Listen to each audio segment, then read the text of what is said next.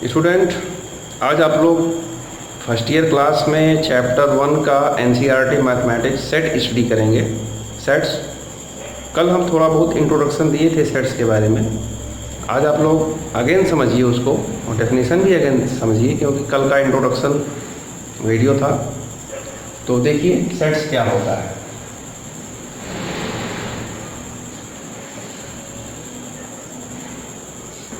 ठीक है, a well defined a set is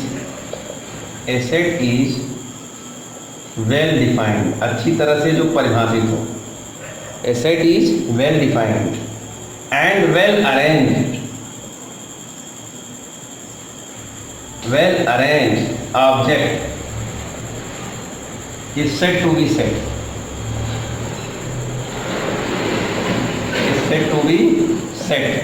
उसको हम क्या कहेंगे? सेट कहेंगे। एंड डिनोटेड बाई किसे डिनोट करते हैं? Capital letter A B C like this. And its elements denoted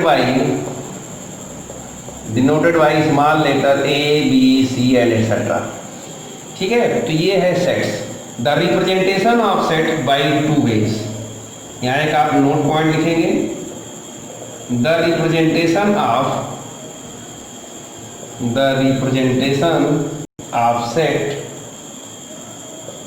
by two ways. दो तरीके से इसको हम रिप्रेजेंट कर सकते हैं, नोट की कोई जरूरत नहीं है। ठीक है, कौन कौन से टू वेज हैं? फर्स्ट है टैबुलर मेथड। फर्स्ट क्या है? Tabular method.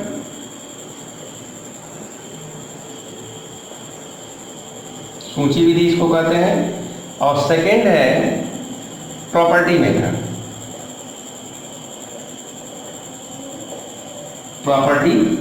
Tabular method and property method. ठीक है, टैबुलर मेथड क्या होता है? इस मेथड के अकॉर्डिंग क्या करते हैं? इस मेथड में इन द ब्रेसेस के अंदर the elements of sets separated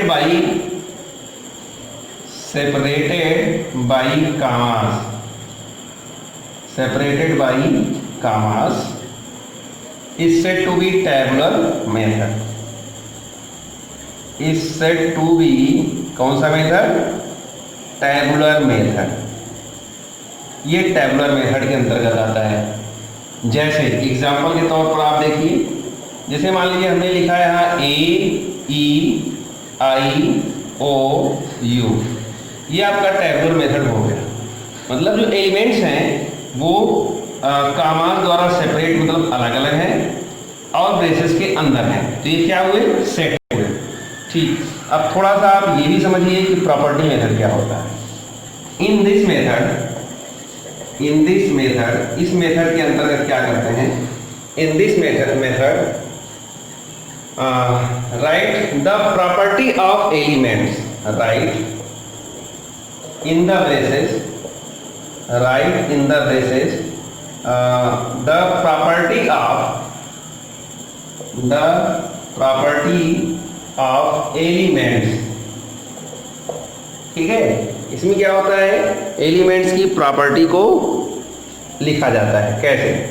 जैसे इसी एग्जांपल को अगर हम प्रॉपर्टी मेथड में लिखना चाहें तो x, यहाँ ये जो कोलन लगा हुआ है, इस कोलन को सच दैट सेंस देंगे। सेट के भाषा में इसको क्या रीड करेंगे? सच दैट, मतलब इस प्रकार। ये सच दैट है, वैसे तो कोलन है, लेकिन इस कोलन को सेट के लैंग्वेज में क्या कहेंगे? सच दैट, मतलब इस प्रकार। x सच दैट मतलब हमने a को डायरेक्टली x मान लिया। अब x क्या है उसको हम डिफाइंड कर रहे हैं। x क्या है एक्चुअल में? अब इसकी प्रॉपर्टी क्या है? इसकी प्रॉपर्टी क्या है? अरे इसकी प्रॉपर्टी यह है कि यह एक वावेल है, इट्स वावेल। तो यहाँ क्या लिखेंगे? Such that x is a Wavell. ठीक है, ये है इसकी प्रॉपर्टी। मतलब x एक स्वर है। x क्या है? स्वर है। मतलब ये शब्दों में लिखा जाता है, ये इसमें लिखा जाता है, एलिमेंट्स में कामा लगा करके लिखा जाता है। उसी को आप क्या कहते हैं, प्रॉपर्टी मेथड, और इसको क्या कहते हैं, टैबुलर मेथड या लिस्टिंग मेथड भी, इसको लिस्टिंग मेथड के नाम से भी इसको जानते हैं, लिस्टिंग मेथड हो या टैबुलर मेथड हो, ठीक है। तो इसको आप समझिए एक बात। दूसरी बात ये कि अब इसमें एक नोट है, बहुत इंपॉर्टेंट नोट है, उसको आपको तुरंत सीख लेना चाहिए, क्योंकि बिना इसके सीखे ये इनकम्प्लीट माना जाता है। नोट क्या है इसमें, नोट को ज़रा ध्यान से समझिएगा। नोट ये है कि किसी भी एलिमेंट्स को अगर रिपीटेड लिखा है उस सेट को डिफाइंड नहीं करेगा, है ना। The set does not defined, लिख भी देते हैं, the set does not define if any element, if any element are in repeated form, मतलब ऐसे में वह सेट डिफाइंड नहीं होगा। फॉर एग्जांपल मैं आपको दे दे रहा हूँ, जैसे मान लो ये हम कह रहे भैया ये 1 है, ये 2 है, फिर ये 1 है, ये 3 है, ये 4 है, ये सेट है? नहीं, ये सेट नहीं है, because the element 1 is repeated. ठीक, ये आप समझ जाइए। तो ये नोट नंबर 1 है। दूसरा नोट क्या है, दूसरा नोट इसका क्या है, जबकि बहुत ही वो भी बहुत इंपॉर्टेंट है। सेकंड नोट को आप समझिए, ठीक है, इसमें कोई दिक्कत तो नहीं, समझ गए होंगे। तो सेकंड नोट इसका क्या है, सेकंड नोट यह है कि पूरा कर देते हैं, नीचे नहीं दिखाई दे रहा होगा आप लोगों को।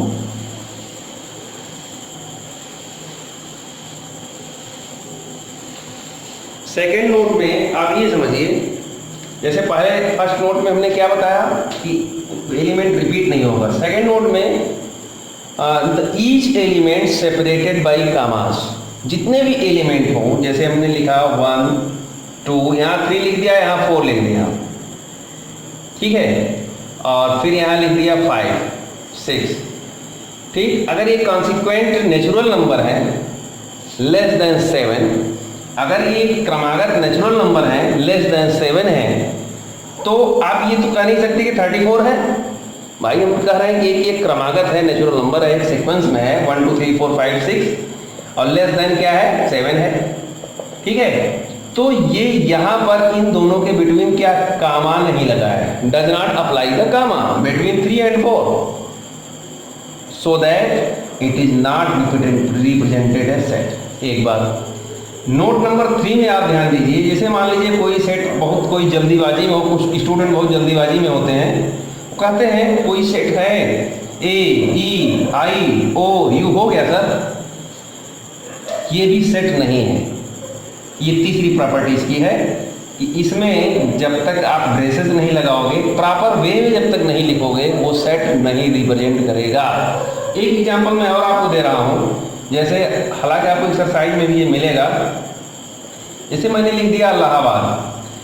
कभी कभी क्वेश्चन ये भी आता है कि वर्ड इलाहाबाद जो है उसको सेट फॉर्म में रिप्रेजेंट करें। तो सेट फॉर्म में रिप्रेजेंट करने के लिए हमने मान लो इसको एक्स सेलेक्ट कर लिया, सेट भाई कैपिटल लेटर है एक्स। अब देखिए ए चाहे जितनी बार आया उससे मतलब नहीं, लेना एक बार है,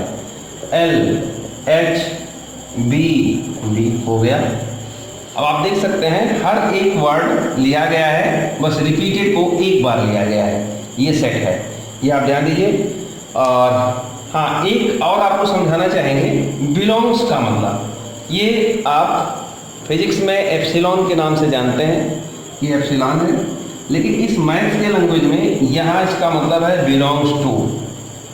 बिलोंग्स टू मतलब पाया जाना, संबंध रखना। जैसे अब यहीं पर आप समझिए, यहाँ इसको हम लिखेंगे A बिलोंग्स टू X, ये भी लिखेंगे, L बिलोंग्स टू X, ये भी लिखेंगे, H बिलोंग्स टू X, ये भी लिखेंगे, ये सब सही है।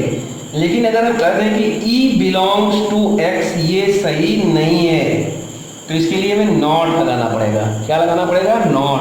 E does not belongs to X, इसका मतलब E X में नहीं है। तो इस बिलोंग्स का मतलब होता है होना या पाया जाना, ठीक है। तो यहाँ तक आप एक्सरसाइज से अब स्टार्ट करते हैं। अब इसके बाद आप लोग इस एक्सरसाइज स्टडी करें। ये क्वेश्चन नंबर 1 हमने लिखा है which of the following are set, justify your answer. तो हमारे हैंड में ये बुक है, ये फर्स्ट ईयर क्लास की बुक है एनसीईआरटी मैथमेटिक्स। तो इसमें मैं क्वेश्चन नंबर 1 का फर्स्ट पार्ट पढ़ रहा हूँ, जिसमें आपको ये बताना है कि ये कौन सेट है कौन सेट नहीं है। ठीक है, तो देखते हैं। पहला पार्ट है the collection of all the months of year beginning with the letter J. ठीक है, जे से जो बिगिनिंग होता है उसके मंथ्स क्या क्या होंगे, ये फर्स्ट पार्ट है। तो आइए हमारे साथ फटाफट बोलते जाइए। जनवरी, तो यहाँ जनवरी हो गया, कामा फरवरी, मार्च, अप्रैल, मई, जून हो गया। ठीक है, जुलाई हो गया। ठीक है, अगस्त, सितंबर, अक्टूबर, नवंबर, दिसंबर और फिर से जनवरी। तो ये आपका सेट हो गया है ना, जनवरी, जून और जुलाई। ये कैसा सेट है, स्टार्टिंग विथ जे, जो जे से स्टार्ट हो। किसी भी ईयर के मंथ्स जो होते हैं जो जे से स्टार्ट हो उनको सेट फॉर्म में लिखिए। तो सेट फॉर्म लिख दिया, ये सेट है, वेल डिफाइंड, वेल अरेंज है, इसलिए ये क्या है, सेट है। सेकेंड पार्ट को हम रीड करते हैं। सेकेंड पार्ट ये कहता है, सेकेंड पार्ट कह रहा है the collection of 10 most talented writer of India. बताइए 10 मोस्ट टैलेंटेड राइटर जो हैं इंडिया के कौन कौन है, कौन बता सकता है। आप मान लीजिए 10 बताएंगे, कोई सीक्वेंस दूसरा होगा।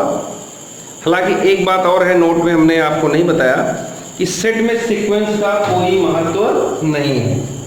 जैसे मान लीजिए अगर कोई सेट ए है, 1 2 3 है, इसको आप ये भी लिख सकते हो 2 1 3, नो प्रॉब्लम, सीक्वेंस की कोई प्रॉब्लम नहीं है। तो 10 मोस्ट टैलेंटेड राइटर जो हैं वो क्या सेट हैं, किसी के माइंड से 10 मोस्ट टैलेंटेड राइटर कोई दूसरे होंगे, किसी के माइंड से दूसरे होंगे, सब अलग अलग इवैल्यूएशन करेंगे। ऐसा तो नहीं है कि देश के 130 करोड़ जो देशवासी हैं सबके माइंड से वही 10 आएगा, जो हमारे से आएगा वही आपसे आएगा, ऐसा तो है नहीं।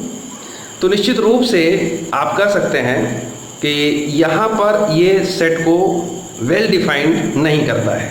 वेल डिफाइंड नहीं करने की वजह से ये सेट नहीं है।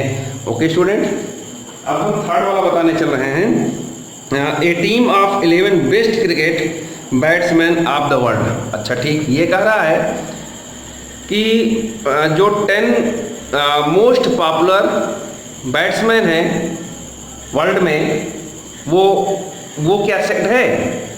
तो हम ये आपको बता दें, हो सकता है आपके माइंड से सचिन तेंदुलकर बेस्ट हो, हम कहते हैं नहीं महेंद्र धोनी बेस्ट हैं। हो सकता है कुछ लोग महेंद्र धोनी को स्थान ही नहीं दें, हम कहते हैं नहीं हमारे माइंड से महेंद्र धोनी है, सचिन तेंदुलकर हैं, ये सब इस तरीके से मैं बोलूँ।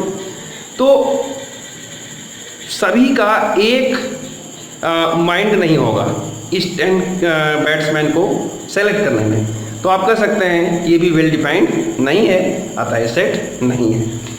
आगे चलते हैं, थर्ड हो गया। Fourth, the collection of all boys in your class. बिल्कुल ये सेट है, ये सेट है। चाहे स्कूल का एक एक बच्चा, प्रिंसिपल, स्टाफ, कोई ये नहीं कह सकता है कि ये बच्चे नहीं हैं। जो आप कलेक्ट करके दोगे वही आपका क्लास टीचर भी देगा, वही प्रिंसिपल भी मैनेजमेंट को रिपोर्ट देगा कि हाँ इतने बच्चे हैं, इनका ये रिपोर्ट है। मतलब कोई ये नहीं कह सकता है कि आप कहोगे नहीं नहीं इतने बच्चे फर्स्ट ईयर में हैं, कोई कहेगा नहीं इतने नहीं, इतने, ऐसा तो हो नहीं सकता। ठीक है, क्योंकि वो लिस्टेड है बिल्कुल। आप लोग जितने स्टूडेंट आप लोग हो उतने कामा लगे हुए हैं, मतलब उतने एलिमेंट हैं, तो ये बदल नहीं सकता। This is set. मैंने आपको समझाने के लिए थोड़ा वीडियो को लंबा खींच रहा हूँ, तो हालांकि पहली स्टार्टिंग है, तो इस तरीके से आप इसको कंप्रोमाइज़ करिए। बाद में फिर जब आप लोग हमारी भाषा को समझने लगेंगे और अच्छी तरीके से प्रैक्टिस करने लगेंगे और हमको मैसेज भी करेंगे हाँ सर समझ में आ रहा है, तो इसको मैं थोड़ा सा और भी स्पीड में लाऊंगा। ठीक है, अभी एक चीज़ को मैं एक से अधिक बार भी बोल रहा हूँ ताकि आपको अच्छे से समझ में आए। ठीक स्टूडेंट, तो फिफ्थ पार्ट है the collection of all natural number less than 100। ये भी सेट है, भाई collection of all natural number 1 2 3 4 to 100 तक है, वो तो हम बनाएंगे, हम भी वही बनाएंगे, आप बनाओगे आप भी वही बनाओगे, चाहे जितने लोग बनाएंगे वही बनाएंगे। This is a set. आगे बढ़ते हैं। 6th पार्ट में कहता है a collection of novels written by the writer Munshi Premchand. तो मुंशी प्रेमचंद के जो नॉवेल है वो पूरी दुनिया को पता है। हो सकता है जिसके पास नॉलेज ना हो उसको ना पता हो, बाकी जो भी हिंदी में स्टडी करते हैं उनको सब पता है। तो ये भी वेल डिफाइंड है, तो ये भी सेट है। आगे बढ़ते हैं। The collection of all even integers, the collection of all even integers, ये भी सेट है, ये भी डिफाइंड है, कोई दिक्कत नहीं। 7th पार्ट में है the collection of question in this chapter. बिल्कुल जो क्वेश्चन नंबर है वो भी सेट्स हैं, जितने क्वेश्चन नंबर है उतने एलिमेंट हो गए। ओके। और 9th पार्ट क्या कहता है a collection of most dangerous animal of the world. दुनिया में खतरनाक जानवरों का सेट, ये सेट है? आप लोग खुद थोड़ा सा बताइए, है सेट? सभी लोगों के अंदर से आवाज़ आ रही होगी नहीं सर, हमको कोई कहेगा हमको तो लिजार्ड से डर लगता है, कहे कोई कहेगा हमको डॉग से डर लगता है, लायन से नहीं लगता। तो 10 डेंजरस मोस्ट डेंजरस जो एनिमल्स हैं वो सबके थिंकिंग में अलग अलग हैं, तो इसलिए ये सेट नहीं है। क्वेश्चन नंबर 2 की बात हम करते हैं। क्वेश्चन नंबर 2 आप लोग देखिए। 2 में बिलोंग्स टू बताना है। इसको आप लोग निश्चित रूप से क्वेश्चन के हर पार्ट को करिएगा, इसीलिए मैं शुरू में कोई क्वेश्चन छोड़ नहीं रहा हूँ, आपको करने के लिए ही समझा रहा हूँ। 1 2 3 4 5 6 दिया है।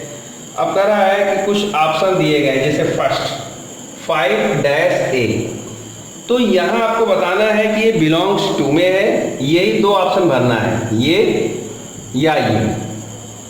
अब बताइए क्या 5 इसमें है, ए में? आप बोलोगे यस, जब है तो ये यस के लिए है, ये इसका मतलब बिलोंग्स टू होता है, तो यहाँ ये लग जाएगा। अब हम कहते हैं किसी पार्ट में है 8-A। अब ये तो है 2nd पार्ट में ही है। अब आप यहाँ समझिए क्या 8 इसमें है? नहीं है, ये लिख करके काट दीजिए। बस इतने से ही आप सारे पार्ट को अच्छे से कर सकते हैं, कोई प्रॉब्लम नहीं आएगी। ये क्वेश्चन नंबर 2 था। क्वेश्चन नंबर 3 की बात करें। क्वेश्चन नंबर 3 देखिए। तो क्वेश्चन नंबर 3 को देखिए जल्दी से। अब आप लोग देख सकते हैं, जैसे क्वेश्चन दिया गया है, write the following set in the roster form. Roster form अभी जस्ट आपको समझाया। रोस्टर फार्म क्या होता है? In the braces write the element separated by commas, बस रिपीटेड ना हो, तो ये रोस्टर फार्म। अब यहाँ पर ये कौन सा इंटरवल लगा हुआ है? कल के वीडियो में हमने समझाया था, ये ओपन इंटरवल लगा हुआ है। जब ग्रेटर आर इक्वल लगता है तो क्लोज इंटरवल हो जाता है, और ओपन इंटरवल में ये दोनों नंबर छोड़े जाते हैं, इनके बिटवीन जो होते हैं वो नंबर लिए जाते हैं। तो आइए अब हम बताते हैं ये रोस्टर फार्म, ये किस फार्म में लिखा गया है? प्रॉपर्टी मेथड में लिखा गया है। प्रॉपर्टी मेथड को सेट बिल्डिंग फार्म ही कहते हैं। तो सेट बिल्डिंग फार्म ही लिखा गया है। किस फार्म लिखा गया है? सेट बिल्डिंग फार्म और प्रॉपर्टी फार्म। तो इस फार्म लिखा गया है, और आप रोस्टर मेथड में मतलब एक एलिमेंट को लिखते जाइए, कामा लगाते जाइए, उस रूप में लिखना है। तो कैसे लिखोगे? तो -3 से तो ग्रेटर है, तो -3 से ग्रेटर कौन से नंबर से शुरू करेंगे फिर? और बात यहाँ इंटीजर की हो रही, रियल नंबर की हो रही होती तो आप तो इनफाइनाइट रियल नंबर होते हैं। रही बात इंटीजर की, तो आप लिख सकते हो भाई -3 से जो ग्रेटर है तो -2 होगा, कामा लगा दिए, कामा लगाना ना भूलिए। फिर क्या लेंगे?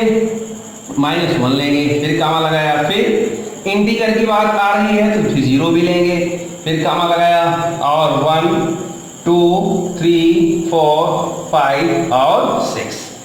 तो ये इतने नंबर हैं जिनको कि हमने रोस्टर फार्म में ड्रा कर दिया। अब सेकेंड पार्ट आप